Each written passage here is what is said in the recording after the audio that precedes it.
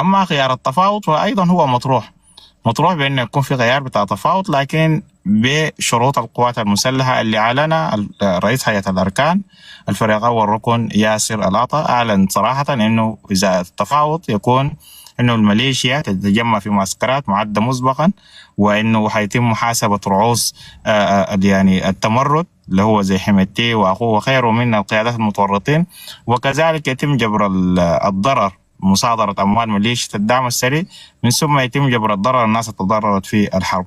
فأنا بلا شك برى إنه الحرب دي حتنتهي بحسم عسكري ونصر عظيم جدا للقوات المسلحة والقوات المساندة معه. أيضا كيف تقرأ مستقبل السودان السياسي بعد انتهاء الحرب؟ وهل تتوقع عودة القوى السياسية القديمة أم أن الحرب صنعت جيلا سياسيا جديدا؟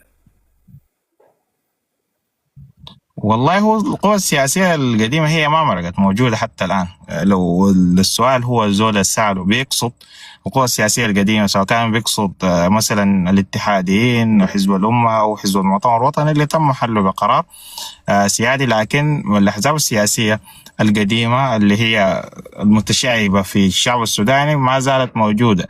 المستقبل السياسي السوداني ده بيعتمد على نقاط وأشياء معينة. إذا تم الحسم العسكري بصورة مثلا في خلال سنة أو أقل، وبعدين مباشرة مثلا البرهان أوفى بوعده ومشوا لانتخابات، طبعا الصورة بتكون هنا واضحة لكل الشعب السوداني إنه هيكون في انتخابات، بمعنى عودة الأحزاب السياسية والشخصيات المستغلة بأنه في شخص هيجي مدني يتولى حكم السودان من ثم البلد تمشي لقدام. ده إذا حسب الشيء المعلن، لكن السياسة طبعا هي تقديرات. طبعا انت ممكن تاخد طريقة سيناريو اللي هو بريحك وبريح دماغك بأنه لابد ينتهي بالشكل الجميل ده، لكن في النهاية السياسة ما معروف، ممكن تمشي قدام الأمر يتغير. يعني في توقعات ممكن الواحد ما داير يمشي فيها، لكن أنا برى بأنه القوى السياسية هي موجودة. أيوة صح، في حالة خمول بالنسبة للقوى السياسية، لأنه الآن العالي هو صوت السلاح، البندقية، زي ما بيقولوا المجد للبندقية، فصوت السلاح هو الأعلى، لكن القوى السياسية موجودة ومتمثلة مثلا في الكتلة الديمقراطية، موجودة الأحزاب السياسية، وما أعتقد أن الأحزاب السياسية دي تعني تقدر تقنع الشعب السوداني بأنه يجي يصوت لها، بالأخص إنه الأحزاب السياسية دي كلها اتقسمت على اثنين، جزء مشوا مع الجنجويد وعلى ثلاثة، جزء مع الجنجويد وجزء في الحياة وجزء مع الجيش، فهم بنفسهم محتاجين بأنهم يمشوا تاني تجمع ويكونوا قوة سياسية حقيقية. الشباب وعوا وعندهم وعي كافي، والوعي الكافي ده بيحتاج بأنه الشباب نفسهم يتخذوا القرار بأنهم يجوا يكونوا جزء من العملية السياسية ويرشحوا شباب يتولوا وزارات، يكونوا موجودين في البرلمان، ويكونوا الشباب نفسهم هم صناعة القرار. أما إذا الشباب لسه الناس بيخافوا والناس خايفة إنها تقدم نفسها لقدام وتكون لا وجود في السلطة، فحيلوموا نفسهم. يعني بعدين يقول والله نحن ما في تمثيل شبابي، ما هو دي فرصة الشباب إنهم يتقدموا والكل خايف يعني.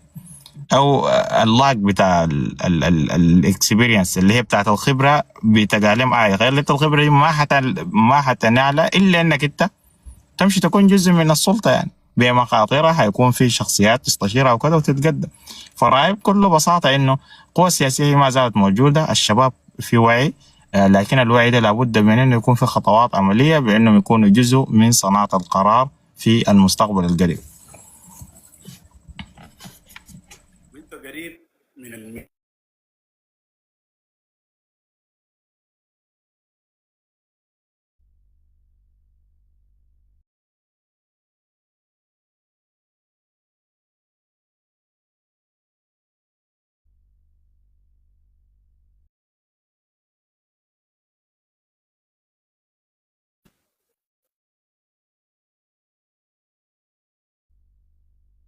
وانت متابع او قريب من المعارك، هل ترى ان الصورة الإعلامية المنقولة عن سير المعارك تصل للشعب السوداني كما هي على العرض، أم هناك فجوة بينهما؟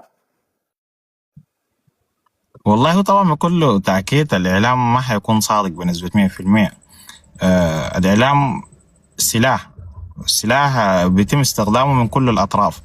اللي هو إعلان النصر أو الهزائم أو كذا. فتقدر تقول إنه الإعلام المساند للجيش، الإعلام الرسمي طبعا ما فيه كذب إذا كان البيانات بتاعت المتحدث الرسمي أو القنوات الرسمية أو حتى الصحفيين المعتمدين، تقدر تقول نسبة المصداقية بتاعتهم تفوق 95% في نقل الأخبار والنقل يعني الشيء اللي بيحصل في أرض الواقع. أما بالنسبة للنشطة، فالنشطة بيجي على اعتقادهم خير نقل الخبر انهم بيلعبوا الحرب النفسيه. فالحرب النفسيه دي بتحتاج احيانا انت تستخدم الادوات.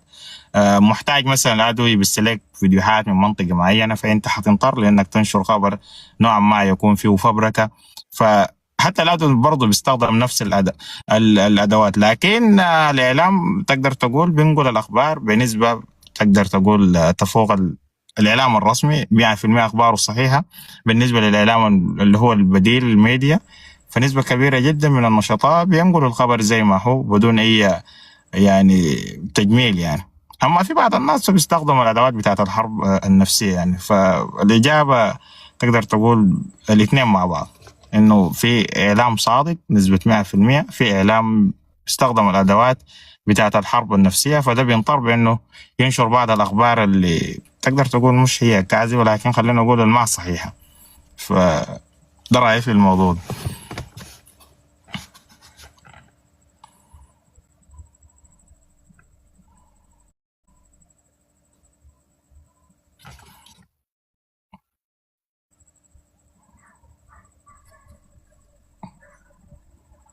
سامعني انت؟ صوتك ايوه كده واضح. هل تعتقد ان الاعلام السوداني نجح في معركه الروايه امام الاعلام الخارجي، ام اننا ما زلنا نعاني من ضعف في تقديم قضيتنا للعالم؟ طيب بالنسبه للعالم الخارجي، في بدايه الحرب كان صوتنا واصل في بدايتها يعني، لانه ما كان في احداث. انا بتذكر انه الحرب بتاعت يعني لما جات الحرب بتاعت غزه اللي هي كانت في اكتوبر في شهر 10، وحرب السودان كانت في شهر 4. فطوال الفترة دي الإعلام السوداني كان صوته واصل، سواء كان للمجتمع الإقليمي أو الدولي أو كل الدول كانت متابعين الشيء اللي بيحصل في السودان. بعد جت أحداث غزة شوية اللي بيحصل في السودان ما كان الناس بيتناوله. بعدها جات الأحداث بتاعت إيران وخيرها. فالإعلام الحرب بالنسبة له عبارة عن ماتيريال فقط يعني، بالاخص الاعلام الخارجي. فما مثلا هو نقل الخبر معناته هو حاسس بالمعنى بتاعتك او هو لا، بالنسبه له انت ماده، سواء كان موت او انتصار او غيره او انتهاكات، فانت ماده فقط بيتم بثك على اساس انه ده نوع من عمله. فاعلامنا نحن الرسمي كان ما موجود، لانه الحرب هي بدات اساسا من الاذاعه. فالاعلام الرسمي بتاع الدوله ما كان موجود، بالاخص الفتره الاولى في اعلاميين وصحفيين كتار كانوا خايفين صراحه بانه يتخذوا موقف ويدعموا جيشهم. في جزء الشرفاء من اول يوم بدوا بدعم الجيش.